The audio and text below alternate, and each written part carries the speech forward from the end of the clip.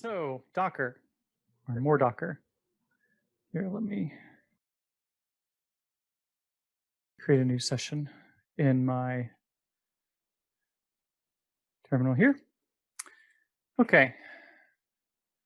So the question was, how do we set up things in Docker? How do we get stuff like talking to each other and stuff like that? Right. So let me go. Do I have a Tech Talk repository? I don't think I do. Can you zoom in?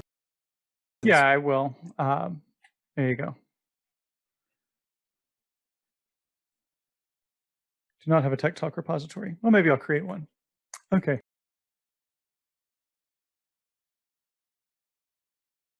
Okay. So I'm going to look at this and also going to go into the AUth because I don't remember all the details of a Docker Compose. Okay. So Docker Compose is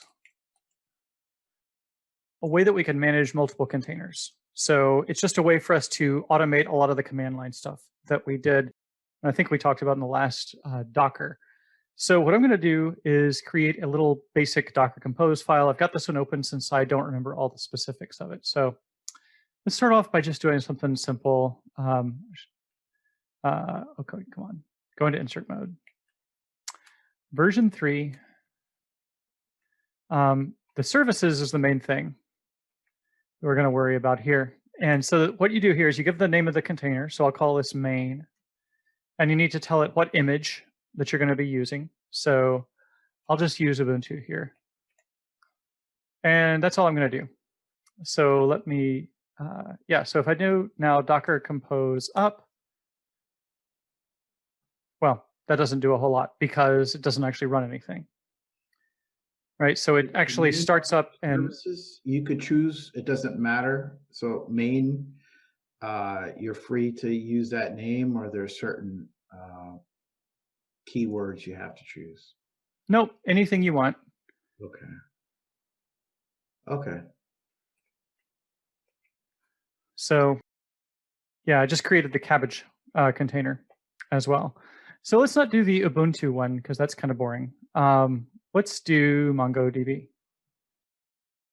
And do you ever start it with multiple images, or do you usually just... No, it always has to be one image per container because that's the template for building the container, right?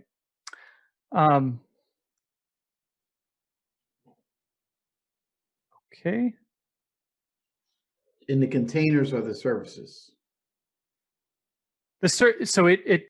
The way that Docker Compose defines things, a service could have one or more containers, but they're all going to be the same configuration for each one of the containers as part of a service. So you can actually scale it up and down the number of instances. We don't do that in most of what we do. We just have a single container per service. So like the one on the right side of the screen that you're referencing, it says services. So DB is a container, API is a container, production is a container, and NB is a container. Yeah, well, there's services. So when Docker Compose starts up, it's going to create DB_1 will be the container because that's the first instance on the service DB. Okay. So when I came over here and I did a Docker Compose up, it created cabbage one. So if I split this again and do a Docker PS, actually, let me do a Docker Compose PS. Then we see Tech Talk Cabbage is up, or Tech Talk Cabbage up 1 is up. So the name that it chooses for the container is always going to be the name of your directory where Docker Compose is, the name of the service, and then the instance of that service. And so let me see if I can do, check something here. Yeah. So I can actually say scale, or sorry, it was cabbage to 4. So now, you see there's actually 4 cabbages. Unfortunately, I didn't do that in the background, so I'll just do that over here. Well, do 3 cabbages. So now we've got these three cabbages that are all talking, or that ththey're all running MongoDB. Right, just 3 instances running the same image, 3 containers. So I could go into one of those containers. So I can actually say Docker. I could do basic Docker stuff. So I can do Docker exec tech talk cabbage 1 sh. Well, sorry, I need to tell it that it's interactive and give it a terminal. Okay, so now I'm inside the Docker component or Docker container for tech talk cabbage 1. If I wanted to go to tech talk cabbage 2, I would have to do 2 there. Right, and now inside this, I have access to the Mongo command line tool. So that was what Damien was asking about earlier with the multiple shells. A shell is just a program that runs inside the container. So when I do Docker exec, when I do Docker exec like this, I'm just saying go into this container and run some command.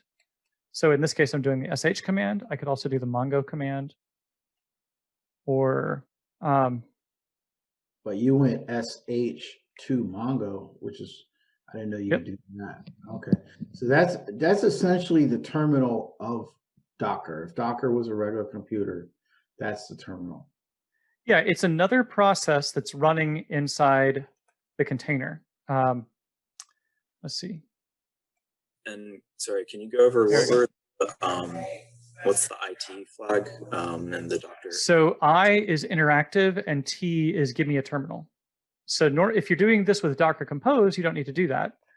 So you just do Docker Compose exec cabbage sh, and it'll pick one.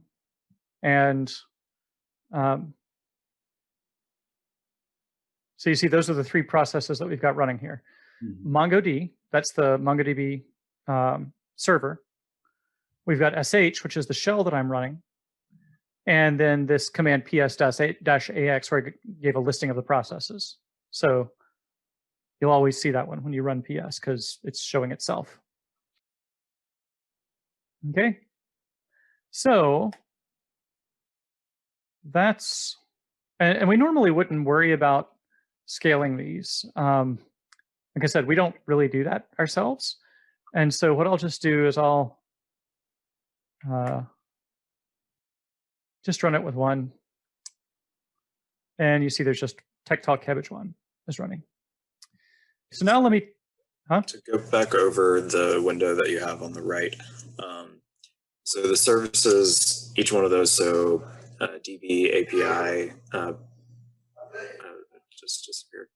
Oh, sorry. I thought that you meant this right. My bad. Let me just create another one here.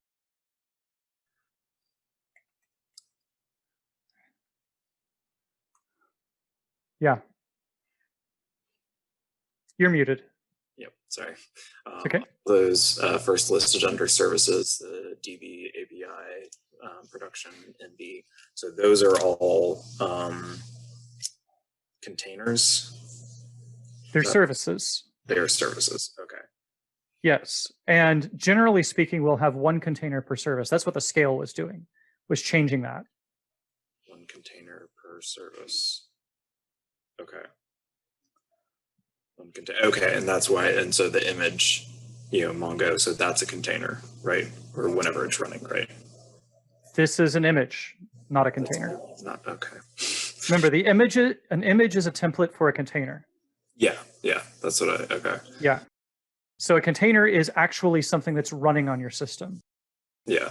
So think of it like so you can have multiple containers per image. It's very common to do that. We have lots of containers running per image. Containers per image. Okay.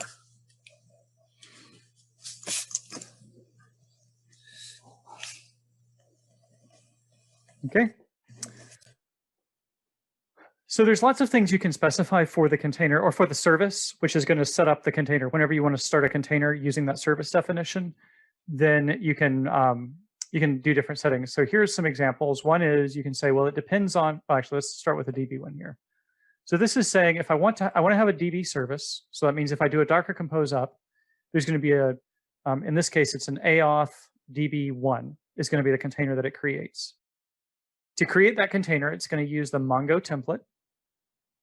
It is going to map a few different volumes. Remember we talked about volumes last week. Those are parts of the file system that are not layered, so they will not be part of the image. They're kind of like overlaying the image. And so what we've done here is we've said, skip this one for now, but down here, what this is saying is current directory, wherever you're running Docker Compose from, I want that to show up inside the container as /app. So that's a trick that we do to allow us to see the code that we're working on in our main system. We see that same code inside the container. Right? And it's almost always going to be under /app. That's just the convention that I adopted. And it's cached right here. This is just an optimization that says, who is the, what's the system of record? So which one is the real version? Which one are you going to be editing? So in cached, it means that the one that's on the host system is kind of the master version. And if it was, I forget what the other, delegated, that means that the one inside the container is the main version. So you don't have to put either one of those on. It's just a performance optimization, because if you keep them perfectly in sync, it's a little bit slower. So, all right. So that's what the volumes do. So it's always going to be like the thing on the host colon the thing inside the container. Same thing for ports. So if we want to make this DB service accessible on our host, then we give it the port number on the host is going to be mapped to a port number inside the container. So when you're running MongoDB, it is listening on port 27017. Like that's just the default port that MongoDB listens on. So what this is saying is when I run this service, then on my host, on my laptop, the regular port 27018 will be connected to inside the container port 27017. Oh. So that's what those ports are doing. And so that's why when you get down to things like API in particular, where it says things like this. So that means, so we're running Flask on port 5000 inside the container, but on the host, we always have to connect to port 5005. Because if you had multiple projects that are all trying to listen on port 5000, you got a conflict. Right? So that's why we have these all mapped to different port numbers. Okay? Mm-hmm. So that's what the DB does. So you got image and volumes. Now this thing right here, this DB, this does not reference a particular or a particular directory on the host. This references a container that's managed by the Docker Compose. So up here we say we've got the env volume and the DB volume. Those are just volumes that Docker Compose is going to manage. It's not going to be part of any kind of an image or anything like that. It's not part of the layered file system. But anytime you want a reference to that, you can always just go ahead and say, well, let's map that DB in there. And so that means if I were to upgrade, say, the MongoDB image and choose a different version, then this volume is not going to change because it's still mapping that same volume that's managed by Docker. And that's a good quality. You don't want your database data to go away every time you update the database code. That would be a misfeature in a database, right? Upgrade your database and lose all your data. So that's what we're doing right here. We're saying, no matter what you put in here for this image, this volume is not going to change. This part of the file system is not going to change. So whatever is under data DB comes from the volume, not from the image. Okay. Okay. And so we use that for the database and we use it for the environment. Yeah, down here. So the /env, that's the virtual environment that we're using inside the container. If you didn't have that volumes DB, then it would overwrite the database every time you upgraded the code. That's right. Or every time you recreated the container. Because whenever you create a container, it's going to build that container based on what the image has in it. So if you did a Docker Compose build, it would overwrite the database if that wasn't there. Or if you did a force rebuild or whatever, yeah. Okay. So that's why we use volumes. We don't want that data to go away whenever we change something. right? Yep. Some of the other things that we can do, this TTY true is probably unnecessary. I'm not really sure. It just makes it give you a terminal. TTY is an old abbreviation that old Unix people use that stands for teletype, because that's what terminals used to be. It was actually a typewriter hooked up to the network, and it would type stuff on paper. But that's what we call terminals. TTYs are terminals. Environment, these are, so I realize I've never really talked about this in much detail. So the environment is, it's some data that every process, every program always has access to an environment. And it's just think of it as a dictionary that's always got strings in it. So string keys, string values. And so these are some extra environment variables that we have access to. Now in Python, we can access those through the OS module. os.environ is a dictionary that has the environment. So here we're saying every time you build a container that is based on the API service, make sure that it has these 3 variables set. So it's always going to be pulling up the make app. It's always going to be pulling up this particular Flask env. And then it's going to always set your path so that the environment bin directory comes first. That's so that we don't have to man it. We don't have to go through and activate the virtual env every time. We can also have environment files. So .env.local, that's how those .envs get set inside the containers. It's going to automatically put that right in there and make it available.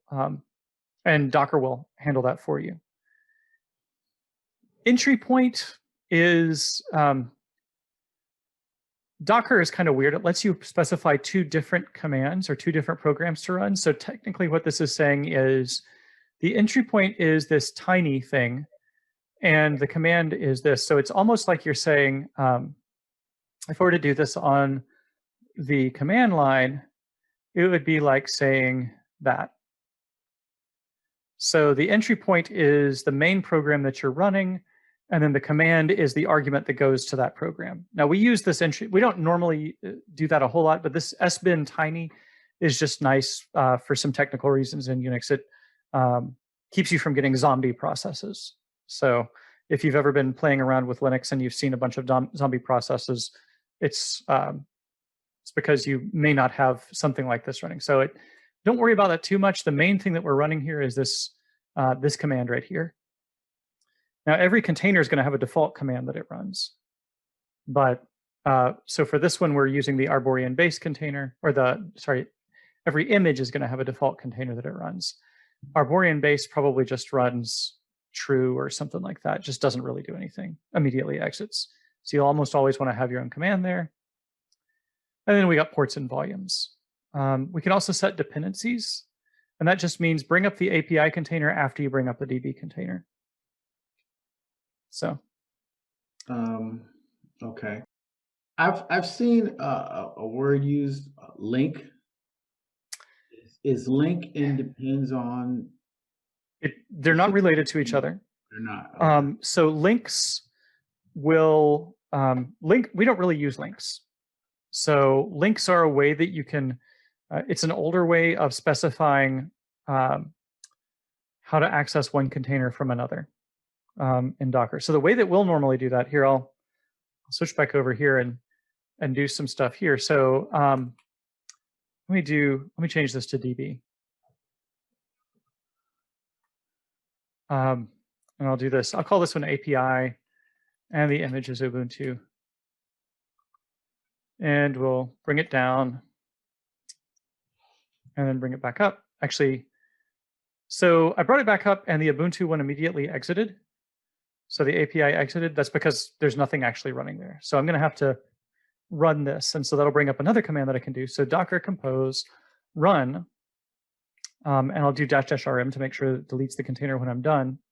API, and then I can give it a different command to run. So I'm going to give it bash. Okay, so the container name that it created was TechTalk API run. Okay, so now what I'd like to do is I'd like to be able to connect to that DB. Let me actually split this again. So docker compose PS. Actually, resize these a bit.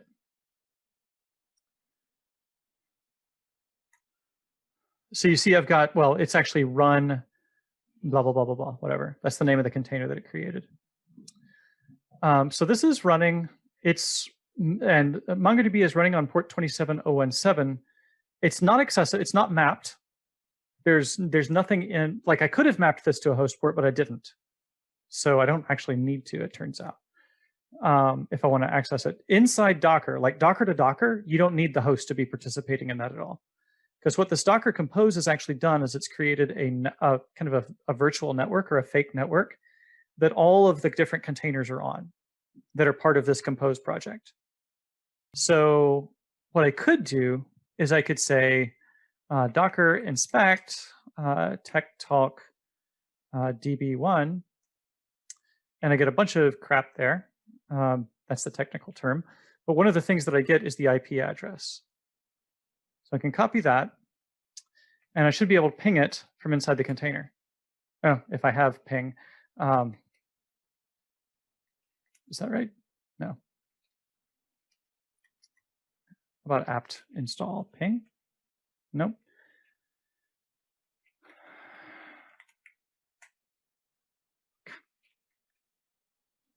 I forget how bare bones the Ubuntu distro is. I should have done an Arborean base one.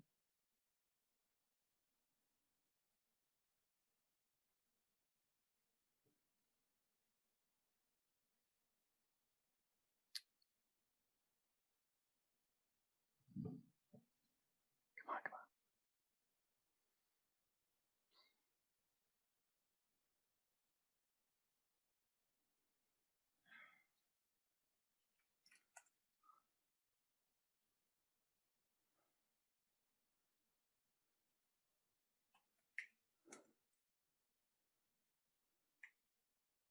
That's.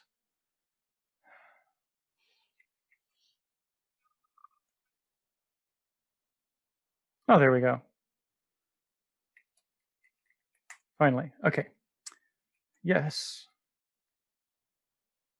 Okay.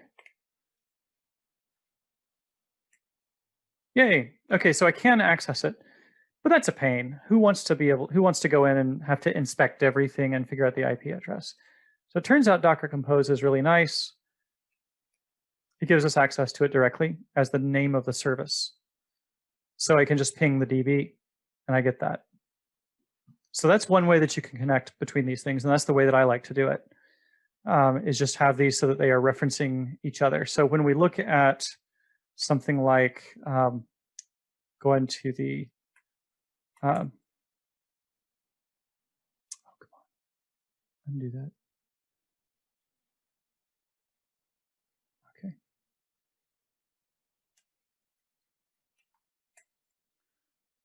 So there's my env.local. So you'll see things like this when you're doing local database stuff. They're just saying it's MongoDB. That's the URL that Mongo needs. And it's the DB host port 27017. So that's just going to find the other container that's running in the same Docker Compose project and use it.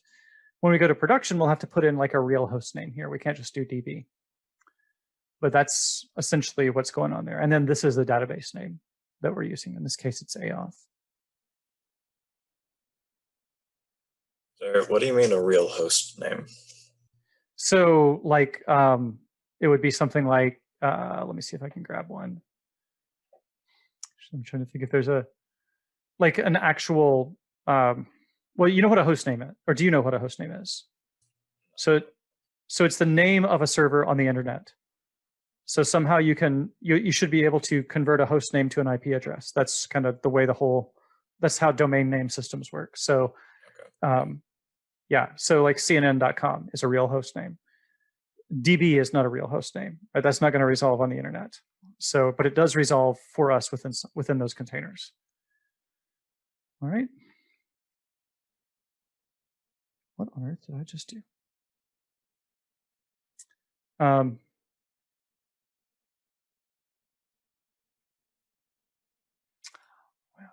I'm not really sure. So, okay. Well, we were talking about depends on and link. Right. So link was another way that you could do that. You basically just said, I'm linked to this other container and it would give you access to it. We don't need to do that anymore. So we don't use links in any of the stuff that we do. So here, let me go ahead and do.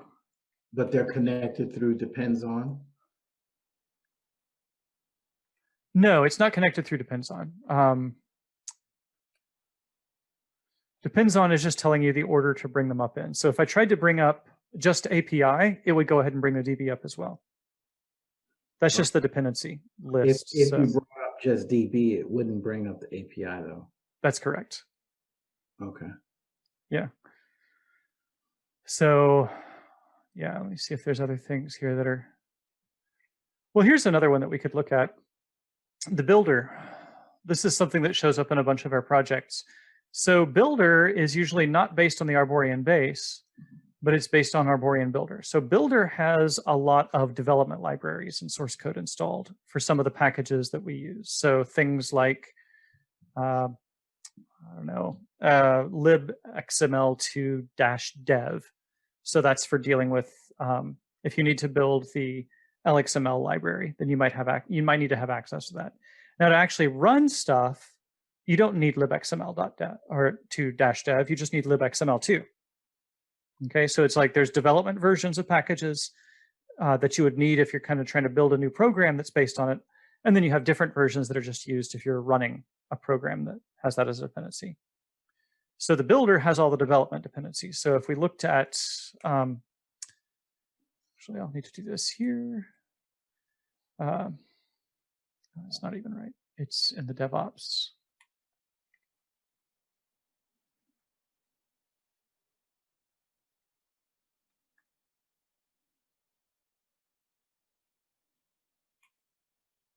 How about I just do this?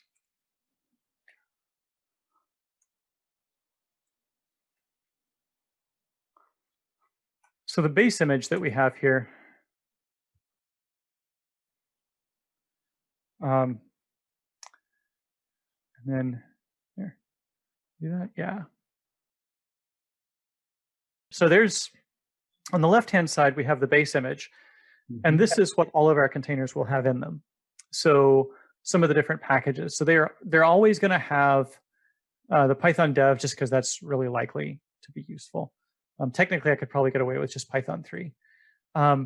Here's some scientific processing libraries. We could probably get away from these. We don't need them as much now that we're not really doing anything with Josh.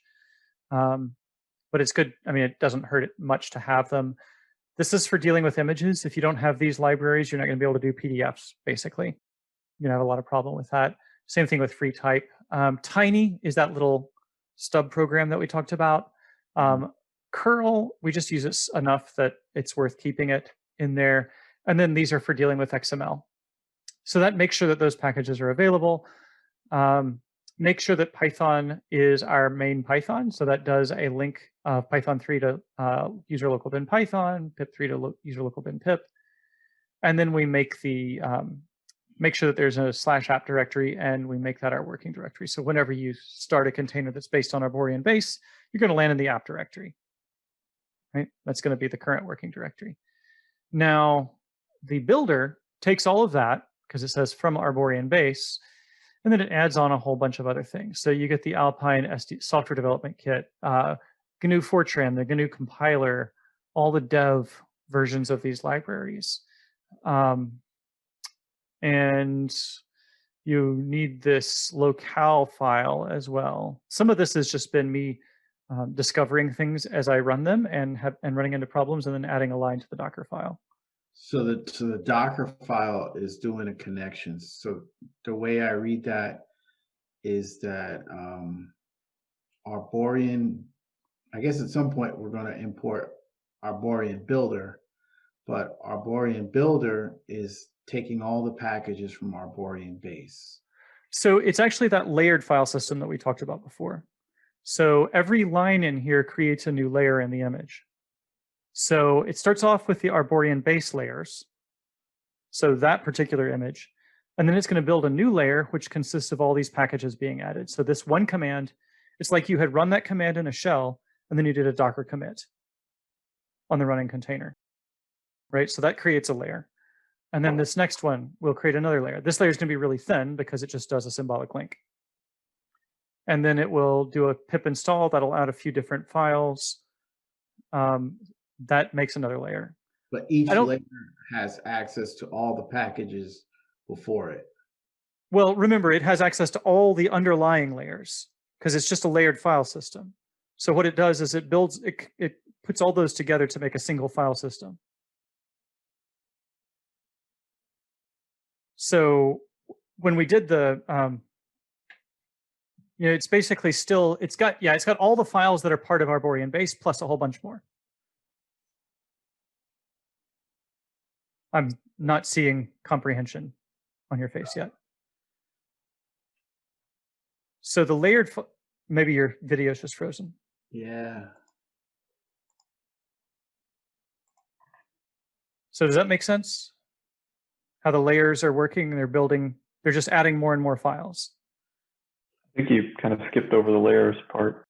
Oh, I thought I talked about that last week, or 2 weeks ago. Oh, maybe it's the one I missed. But so maybe the difference between like a virtual machine and Docker would explain that. Yeah, we did some of that too, but let me. But I mean, so maybe that was when I was getting my COVID test. Could have been. So just, I don't know, a question for me is, then this might be clarifying a little bit. So, theoretically, we could just build, just use the Arborian base. Like there are instances where we just need the Arborian base, but there are other times when we need the Arborian base and the builder on top of that, correct? So none of the containers that we deploy to production are going to have Arborian builder in them.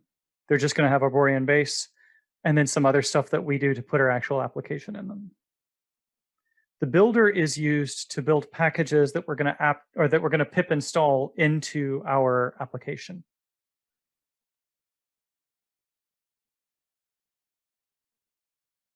So the purpose of builder is making wheels. That's really all that that's doing. I don't understand, those different types of installs, I guess, and why you use one versus another well enough, but okay. So it makes sense on face value. Okay, so a lot of the packages that we use require parts of them to be built out of C and Fortran files. So things like pandas. Pandas is not all written in Python. A lot of it's written in C.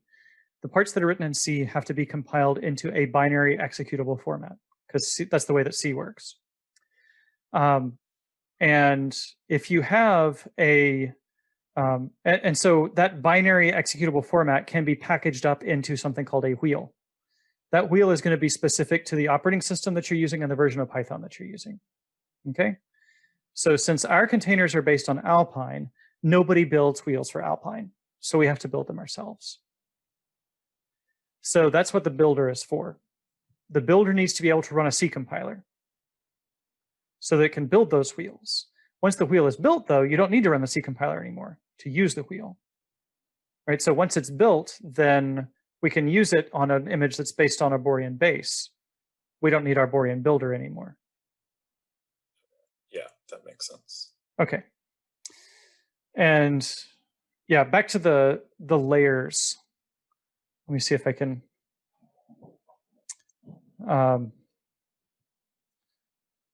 do this. Okay, is this working? Yay, it's working. So the idea of the images in the container. So if you got a container, the container is mainly made up of the image. So that's the file system. That's just an image of the file system. And then on the very top of that image, oh, and I should also mention the image is read only. So none of the files inside the image can be modified.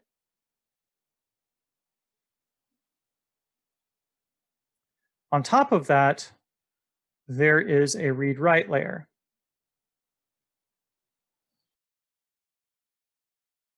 And that's all of the changes that happen when you're running that container.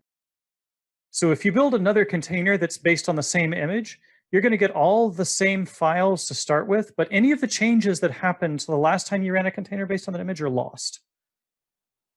Right? So that's what the layered file system is all about, is when you're running the container, you have the template that the image provides you, and then all of your changes are encapsulated inside this layer.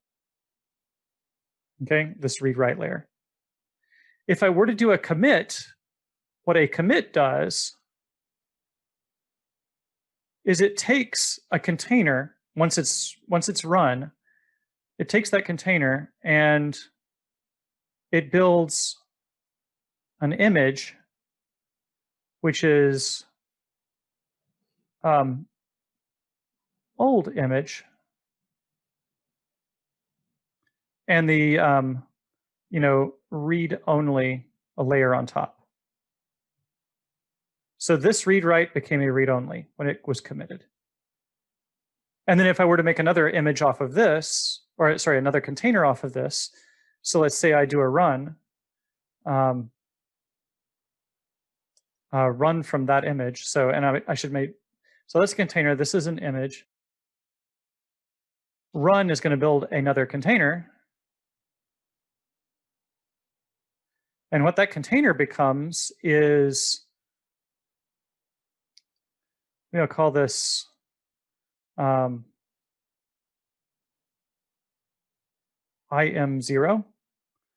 And I'll call this one, this layer right here, IM1. So what this container is going to be is IM0, IM1, and the container is always going to have its little read-write layer here, right?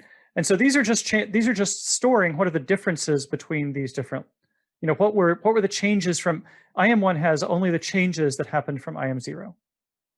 So if you create a new file, you modify a file, that gets stored in this new layer. So this is actually how all of this works. So you go container to image to container. Docker files are doing the same thing. In the Docker file, we start with the Arborian base. So let's say this is Arborian base, and then it does an APK add of a bunch of things. So what Docker is actually going to do is it's going to start up a container. It's going to run that command, and then it's going to commit that to a new image. It's just a temporary image. It doesn't give it a name, but then it'll create a new container based on that image, run the next command inside the Docker file, and that's the way that it runs. So it's always going to be starts with an image, then it builds a container, runs a single line, makes another image. Then it builds a container based on that image, runs a single line, builds another image. Okay. So what you end up with is a whole bunch of, your containers end up having this read-write layer on top with a whole bunch of layers down here. Yeah, so these are all the previous layers that had been created by Docker. And you could build an image, or sorry, any one of these could be considered an image. So images are like ogres. They have layers. To give you a Shrek example. Does that help a little bit? Let me ask a question. So I'm just going to pick a random library. So let's say something like TensorFlow. Uh-huh. I looked on Docker Hub and they have a TensorFlow Docker image. I want to use that, but I'm going to do a whole bunch of other things, maybe add a database in my own API. So I would make my Docker file just say from TensorFlow, whatever that image name is, and it would pull all that in.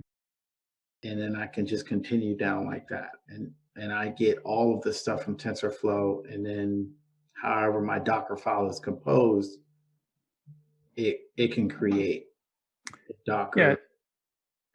I guess containers. So Docker files are used to build images. That's it. You don't build containers out of Docker files. You build containers out of images. Images. Right. The image so I would download from Docker an image. Let's say TensorFlow. Yes. And that's going to be it's going to be a bunch of these layers, right? Mm-hmm. So that'll be your TensorFlow. And then if you add more, if you create a Docker file that starts off with saying, from TensorFlow, that basically says, okay, so start with a TensorFlow image here, and then maybe it's going to be, run apps get install, I don't know, curl, some kind of a command. What that will do is it'll create, so it'll start off with a TensorFlow image. I'll call that TF here. And that one command will actually build another image, which is the run, or the results of that run plus TensorFlow. And then if you had another line in your Docker file, there might be another run command. And I just keep layering and layering, and the end result is I have all that stuff built up. That's right. Now, all of this is just going to be changing a single image. So this is different from running things in Compose, right? So if you're running things in Compose, maybe, you mentioned adding a database to TensorFlow. You probably wouldn't add a database to TensorFlow, right? You probably run that in a separate container. So that wouldn't be part of your TensorFlow image. Does that make sense? Now I'm thinking the TensorFlow image will be its own, and the database will be separate in its own container. Right. So you wouldn't be doing anything in your Docker file to add the database to the TensorFlow image. That's what I'm saying. So the Docker Compose would tell it to get the database container and then linking wherever I have the TensorFlow image. Yeah. So usually you'll have certain file or certain containers or certain services, I should say, in your Docker Compose that are they're pretty vanilla, right? It's whatever we got from Docker Hub or wherever that image came from. So when it comes to most of our applications, that's well, actually, for AOS in particular, what we get there is going to be get rid of the board there. Sorry. Oh, one question real quick. I'm not understanding why you would want a separate image for the database and for TensorFlow. So I'm assuming that you've got the TensorFlow image because you're going to build an application based on TensorFlow. Yeah. TensorFlow is a library, right? So whatever application you build is going to need to have access to the TensorFlow library. Exactly. Right. So you would build your Docker image on top of the TensorFlow Docker image. The database would be a different image entirely, right? That's going to be running, like if you're deploying this into the physical real world and you don't have any kind of virtualization, that's running on a different piece of hardware.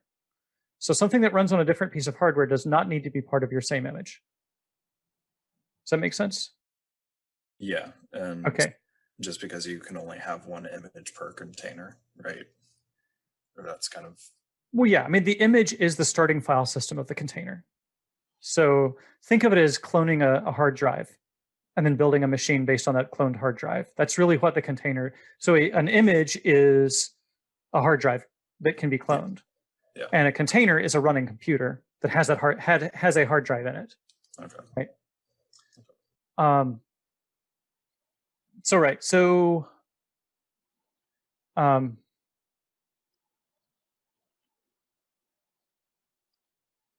so let's see. It's not even right. Just trying to go back to one. Can I do that? Yeah. Okay. So this is our AOS again. So we see there's one container that is very vanilla, right? It doesn't do much at all. It just pulls the Mongo image, doesn't have an environment. This is not an image that we control. This is something that we're pulling directly from Docker Hub.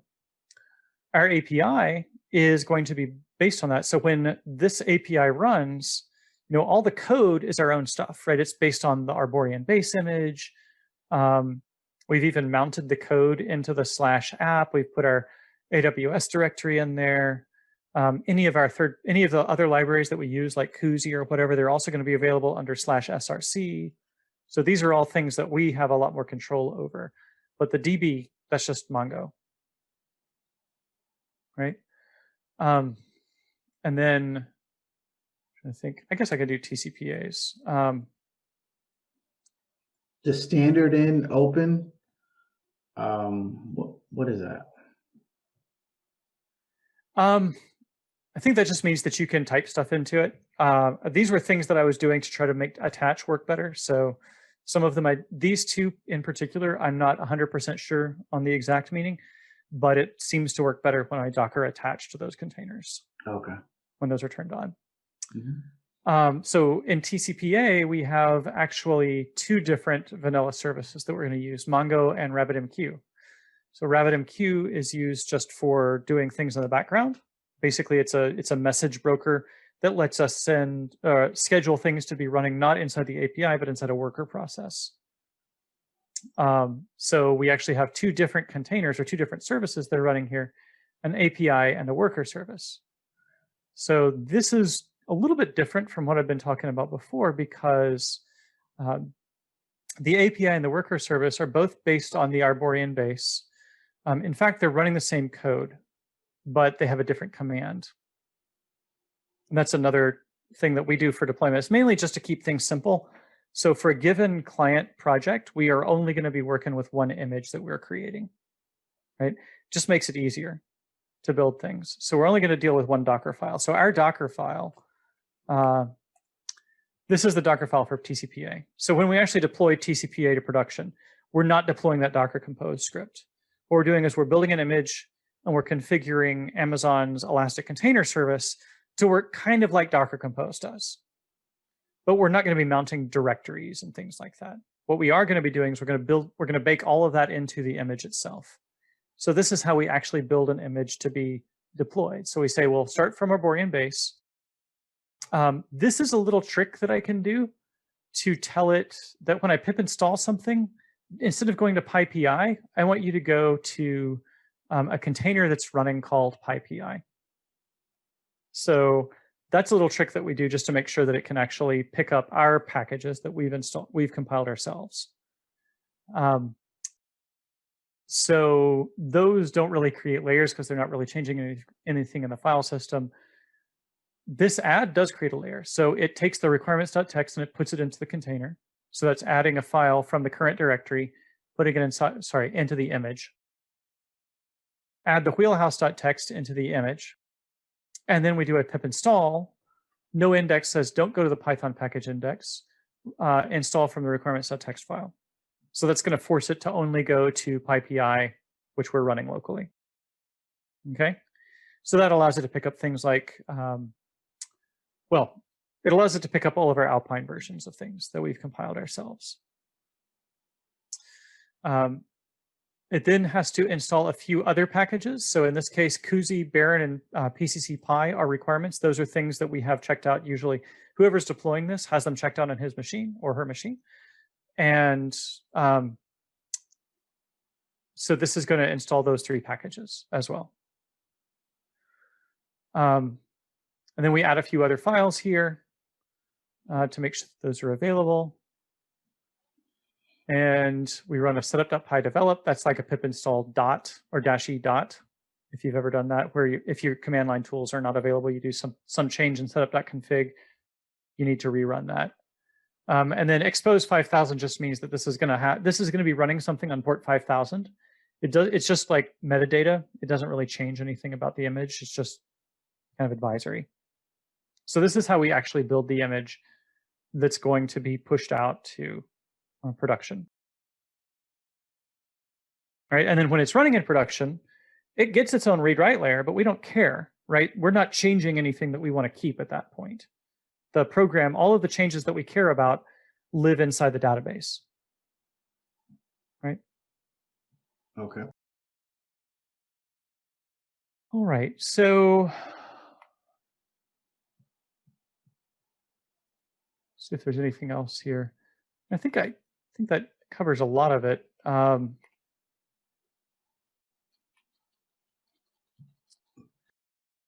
see if there's anything about TCPA's Docker Compose that's a little bit weird. The path for API, can you explain that? There's a lot of stuff going on there. So do you know what the path environment variable does, first of all? Well, for in your context. own system, that's the path where you can, I mean, lack of a better word, for your environment variables. But for certain programs that need them, Flask needs them, whatever else, and you set your environment variables. But you have so many different things going on over there. So what path is actually it's a list of directories to search for commands. So there's my path on my system. So that's pretty long. So let me actually go in here. Okay. This is inside that Ubuntu container.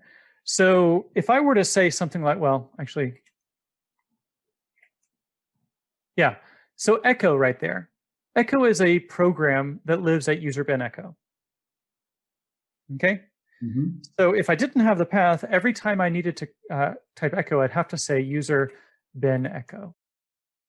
Oh, I get it. Okay. So what the path does is it tells you if you don't find it, where do you look for these commands? If someone gives you something that's not a complete path. So it says first you want to look in user local sbin. And if you don't find it there, then look in user local bin. And if you don't find it there, look in user bin or sbin. If you don't find it there, look in user bin. If you don't find it there, look in sbin. If you don't find it there, look in bin. All right, I get it. Yep. And that takes a long time. So the first time you look it up, it'll actually cache it. So if you ever find yourself, if it's picking up an old version of something, just do #r. That just clears your cache of the commands that it's looked up before. That's just a little bash helper. Yeah, that's just a built-in command for bash and sh. Okay. So anyway, so going back to this one, what I've done here is I took the original path, this kind of the vanilla Alpine path, the one that comes with the container, and I just added in env bin onto it. Mm-hmm. And so the entire purpose of that is when I type Python, or I type pip, or I type whatever other Python-like command, I want it to find it from the virtual environment before it finds the one that's built in. Okay. So it's just like activating a virtual environment. That's the entire reason for that one environment variable. You can't just say like path dot insert env bin at position 0 or something like that. There's no ability to do that. So you have to repeat the whole path. In your .bash rc, you might see something like path equals env bin followed by $path. And that's just the same thing. That just says put the env bin at the beginning, and then whatever the path used to be goes after that. So when you see something like that in your .profile or your .bash rc, that's what that's doing. But we just repeat the whole thing here. And that means that we don't have to activate every time we go into the container. Okay. Okay.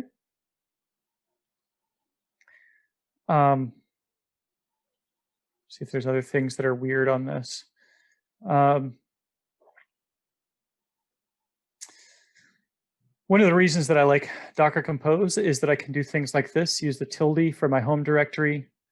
Docker by itself doesn't like that as much. And so it certainly doesn't like the dot. Like it doesn't play with the current working directory. Docker doesn't let you map that, but Docker Compose does. So that makes things a little bit more convenient when you're doing that kind of thing.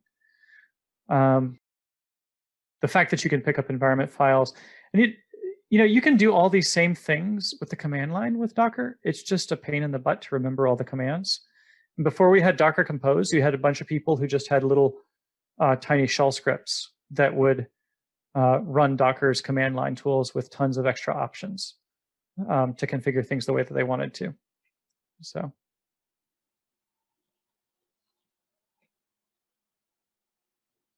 Right. Yeah, and it looks like here's a little commented out container that I have here. And this is if you wanted to run an API container that's based on the TCPA image, here's a way that you could do that. I don't know if I did this or if Dustin did this or who put this one in at one point, but this is basically saying, I don't want to run based on my current working directory. I don't want to run based on the checked out code. I want to run based on the container or the image that I just built. to check and see if that image is actually working or not. So this is saying, rather than the image being Arborian base, it's the TCPA dev latest image. And it does pick up the environment variables. It's going to run Flask run. The only thing that it gives you is your AWS credentials. So that was what that was for, is let's just run this as close to what it would look like when we're deploying it as possible. Okay.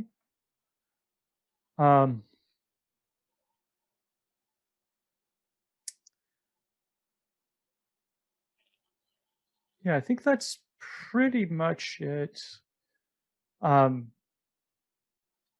far as our development goes, we try to give a basic Linux-like image and then have you write the code on top of that, right? So the things that change when you're working are going to be anything under the /app directory, and that's going to be your current working directory, other things inside the source, and maybe the environment as well. So if you needed to pip install some things, then those might show up there. Okay. So it's a little bit less organized. I know we kind of went back and forth with the layered file system and stuff. Any questions? Anything not clear about?